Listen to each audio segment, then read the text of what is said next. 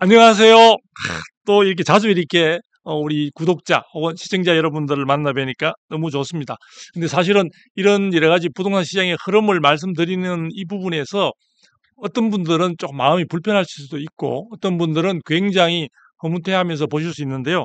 우리 모두가 사실은 이 대한민국 시장 경제가 정상화가 돼야 되고 그런 가운데 부동산 시장도 안정이 돼야만이 시청자분들이나 구독자분들, 국민 모두의 주거 부분이 정말 진실한 단어 그 자체로 주거 안정을 찾을 수 있기 때문에 우리 이런 불편함이 조금 있는 분들이라도 양해를 해주시고 서울부터 시작해서 수도권과 전국의 부동산 시장 흐름을 좀 더 살펴보도록 하겠습니다. 제목 자체를 제가 또 이 부분은 강남 찍고 핫플레이스 한강벨트로 달려 사실은 그동안의 강남 3구가 주택시장에 있어서는 정부의 규제라든지 이런 부분들이 현재 지금 적용이 되고 있는 지역들이거든요. 강남 3구와 용산구는 투기과열지구로 지정도 되어 있고 조정 대상 지역으로 지정이 되어 있고 토지거래 허가 구역으로도 지정이 되어 있습니다. 그래서 이런 그 겹겹이 규제가 되어 있음에도 불구하고 그동안 원래 우리 상반기 같은 경우에도 상당히 주택 가격의 상승의 주도적인 흐름을 가져왔었는데요. 그 흐름 자체가 이제는 한강벨트라고 해서 한강을 주고 강남, 강북 모든 부분에서 한강 중심의 어떤 그러한 지역들이 굉장히 상승폭을 크게 가져가고 있는 것 같습니다. 자, 그렇게 이제 이렇게 오름세가 지속이 되다 보니까요.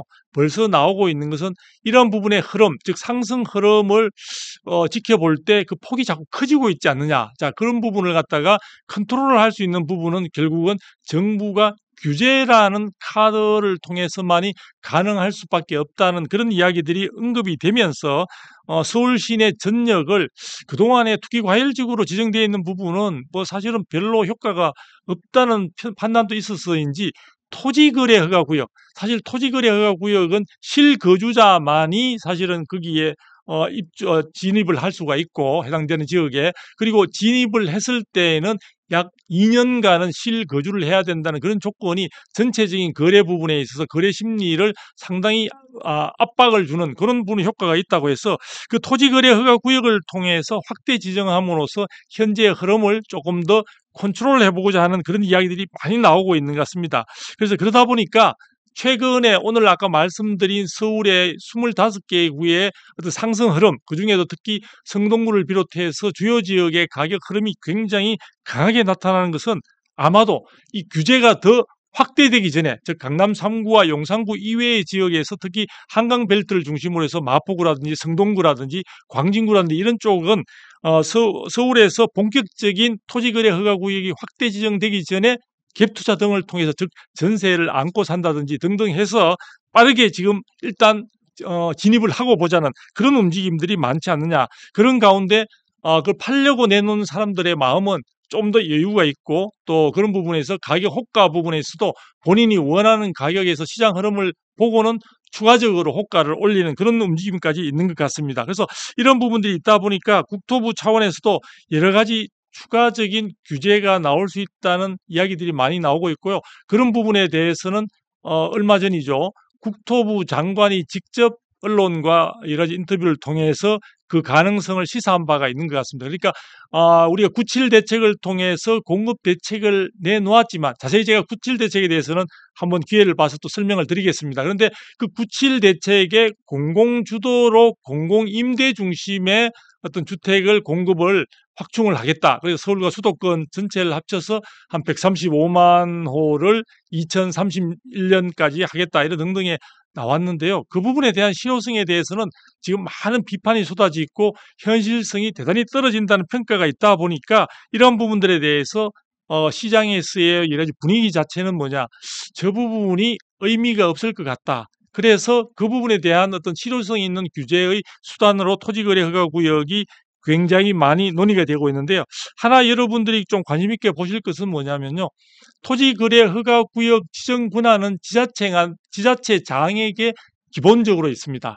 그리고 국토부 장관은 여러 가지 지역이 겹치거나 아주 넓은 지역의 경우에 사실 제한적인 그 지정 권한을 가지고 있는데요.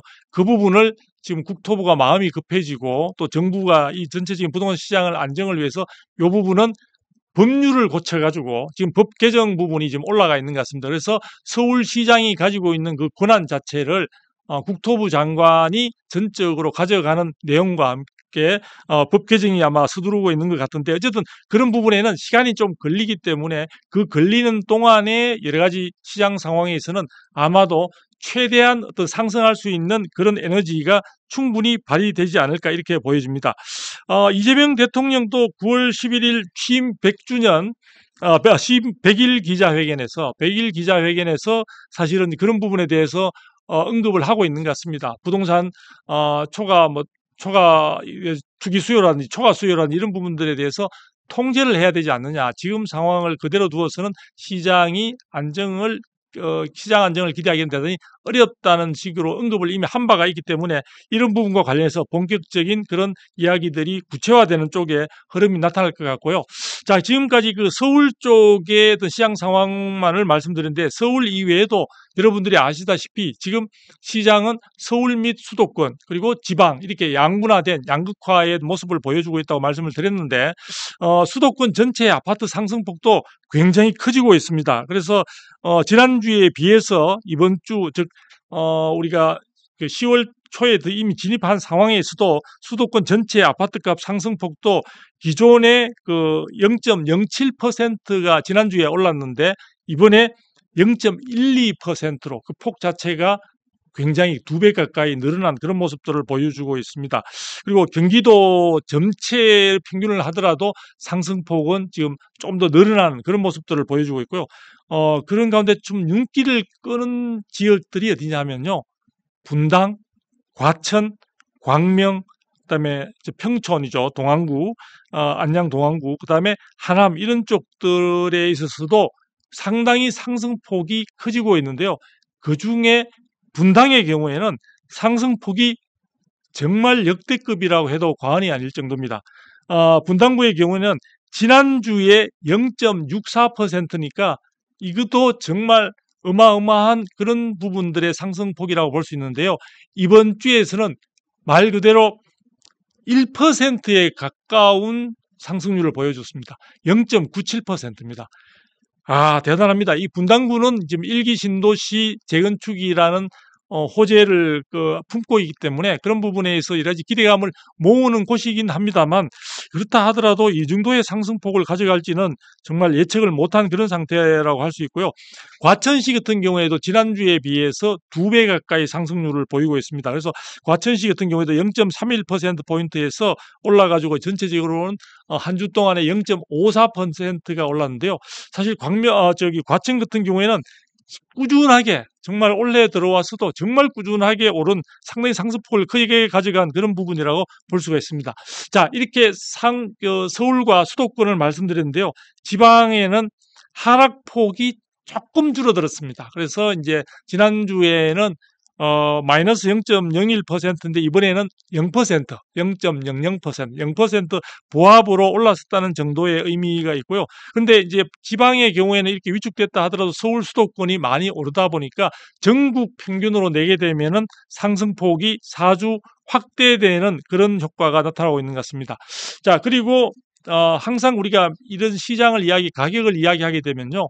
우리가 매매 시장에만 주목하는 것처럼 보일 수 있거든요. 그런데 우리가 항상 이 매매 시장의 선행 지표로서의 기능을 한다고 평가되고 있는 전세와 월세 시장, 즉 임대차 시장의 흐름도 반드시 요즘은 함께 봐야만이 전체적인 시장을 제대로 입체적으로 관찰할 수 있게 되는데요. 전국의 아파트 전세값도 오르고 있습니다. 오르고 있고요. 서울 같은 경우에는 이번에 0.12%, 한 주 사이에 0.12%가 오르고 있는데요.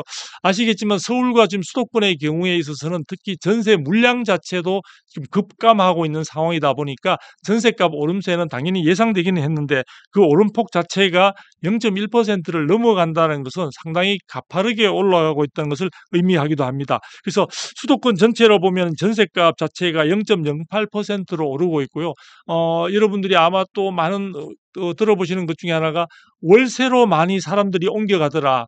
전세 매물이 너무 소멸되다 보니까 월세로 많이 옮겨가고 그다음에 이제 월세 쪽에 가격도 굉장히 상승폭이 커지고 있는 그런 부분이기 때문에 사실은 지금 무주택인 경우에조차도 임대차 시장이 완전히 안정되어 있거나 하향 조정되는 그런 움직임이라면은 집이 없더라도 나름대로 주거 부분에 대한 안정감을 가질 수 있는데요. 이 임대차 시장에서 전세와 월세 모두가 오름세를 매매 시장과 함께 같이 오름세를 가지고 있다 보니까 주거 부분에 대한 불안감들이 더 커질 수밖에 없는 그런 흐름으로 가고 있는 것 같습니다. 그리고 제가 이런 부분과 관련해서 또 하나 말씀드리고 싶은 것은 항상 한국부동산원에서 매주 전국 아파트 가격 동향 부분을 발표를 하고 있는데요. 이런 부분을 보면서 나는 그 부분에서 조금 더 속사를 들여다보고 조금 더 정확하게 정말 체감할 수 있는 내가 주변의 중개업소를 돌아보게 되면은 그 한국부동산원보다는 조금 움직임이 더 큰 것 같은데라는 느낌이 있으시면요.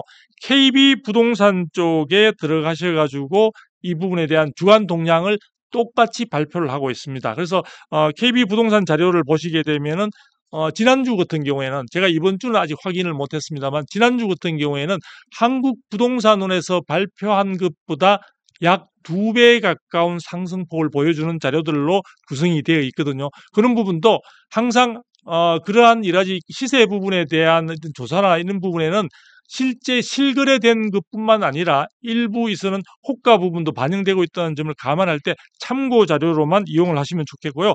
마지막으로 이번 거래와 관련해서 서울의 아파트 거래량 부분에 대해서도 여러분이 조금 관심을 가져주셨으면 좋을 것 같습니다. 그래서 지금 8월 달에 그러니까 6월 달에 거래량이 굉장히 12,000건을 기록한 바가 있고요. 그 부분이 실질적으로 이제 7월 달에 들어와서 사실은 조금 그 거래량이 여러 가지 6.27 대책이나 이런 부분들로 인해서 상당히 위축되는 그런 모양새를 보여줬죠. 대출 규제 부분에 대한 영향이 대단히 단기적이지만 큰 효과가 있었다고 볼 수가 있는데요.